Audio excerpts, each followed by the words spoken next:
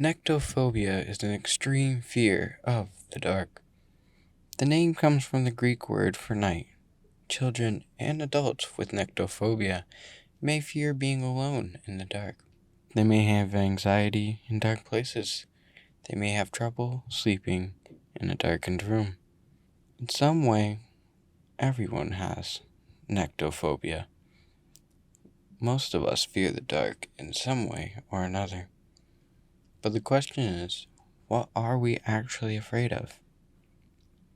Now, the way I wanted to look into this is, first thing I looked up, what is darkness? Because we need to understand what we fear. And when you look up what is darkness, you will get 3 results: the partial or total absence of light, wickedness or evil. Now, the psychology of the fear of darkness is not or necessarily the fear of predators. Darkness means an inability to see what's happening in our surroundings, and that makes us more nervous. The unpreparedness caused by darkness makes us anxious, and this anxiety hinders our ability to act logically. Darkness can encompass a primitive chaos, and the powers of that chaos. It's not always evil or just evil, yet it is largely associated with death, destruction, captivity, and spiritual darkness. As a poetic term in the Western world, darkness is used to connotate the presence of shadows, evils, and foreboding. Or, in a modern sense, tell you that the story will be dark, grim, depressing, or very emotionally heavy. To look at it in another context, the way of mythology and religion, if light symbolizes God, darkness connotates everything that is anti-God, the wicked. But they also say salvation brings light to those in darkness. Although darkness is not opaque to man, it is transparent to God, saying light will always shine through the darkness in some way or another. Now, in other mythologies, like Greek mythology, you have Erebus, the god of a dark region of the underworld, and the personification of darkness. Erebus is one of the primordial beings in Greek mythology, meaning he was before the Titans and the gods. He is the son of Chaos, who is the mother of Erebus' wife, Nyx. Because in Greek mythology they are a little weird, but we're going to skip past that. But Nyx is the personification of night itself. Erebus is always described to be serene, but empathetic towards people, actually even being deeply conflicted. He is notably calm even in battle. He generally acts different, foreboding, and often bordering on seeming cold, and he rarely views his opponent as being worth his time. Now, in Norse mythology, you have Hrólfr, who is the blind god associated with night and darkness. He was the son of the principal god Odin and his wife. He was tricked by the evil fire god Loki, also known as the trickster god, into killing his brother Baldur, who was the most beautiful and perfect of the gods, kind of showing that darkness can kill most beautiful things or put a shadow over it. It also says in many mythologies and tales that there is no light if it is not contrasted with darkness, as you cannot define light or darkness without the other.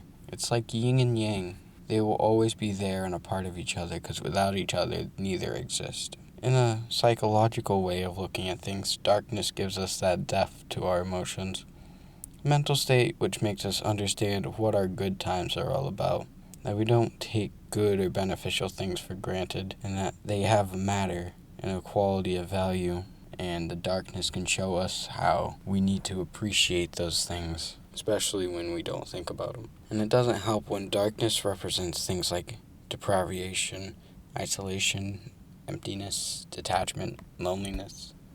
Darkness also denotates transformation. Once you come out of a dark phase of your life, you won't be the same person again, usually in a positive way, as saying you made it through the darkness and came out a better man is a common phrase. Darkness is worthless, though, and you need to be careful when traversing a dark path or dark phase of your life, as it requires a certain amount of discipline and relentlessness to deal with darkness. talking about either in life in an emotional sense, or even in a physical sense of going down the dark alleyway.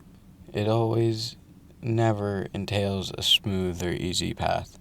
It never is known as the way to go if you want ease. You must overcome the challenges of the dark. And darkness is really just perception of how we see things and how light interacts with our eyes.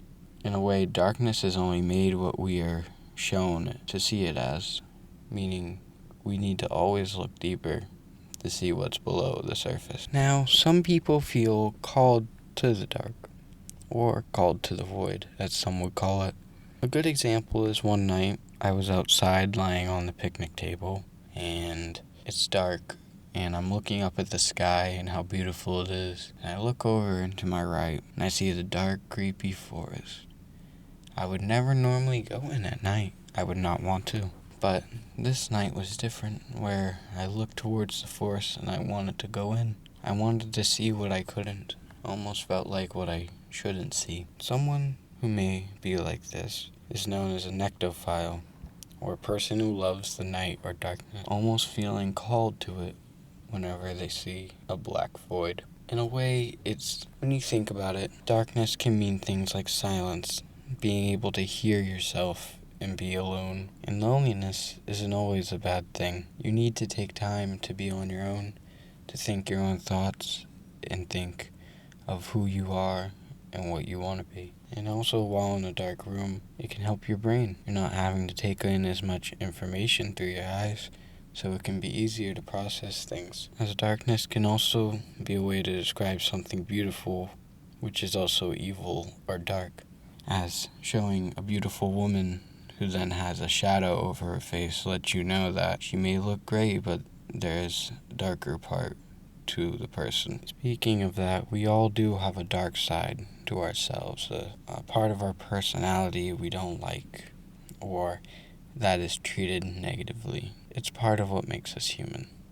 And some people choose to pretend that it doesn't exist, which only harms you in the long run. Some embrace it, making it a core part of who they are, which hurts them in the long run. You need to have the balance of understanding the darkness, but not letting it overcome you.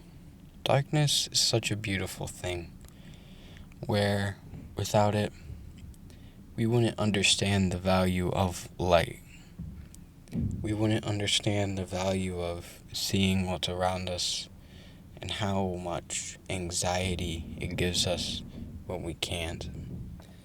I have a little idea, something for you to test out on your own. I want you to try to embrace the dark. Sit in a dark room, as pitch black as you can make it. Sit or lie in the middle and just stare into the black. Think about anything. Reflect on the past. Think about your present. Or find out what you want for your future. It doesn't matter what you do. But I do want to leave you with a little poem about the dark. In darkness, you can often see more. A beautiful picture revealing a glimpse of creation in one illuminating scene. An enchanting tale from long ago, glowing to the awaiting time we know. Ready to form a new story, shining in all of its glory. Darkness brings light in its peacefulness and silence. Silence is a sound and a heart to be found. In the stillness you see a searching light to be, the flame of hope opening the way as onward we go. Thank you for watching, and I hope you enjoyed.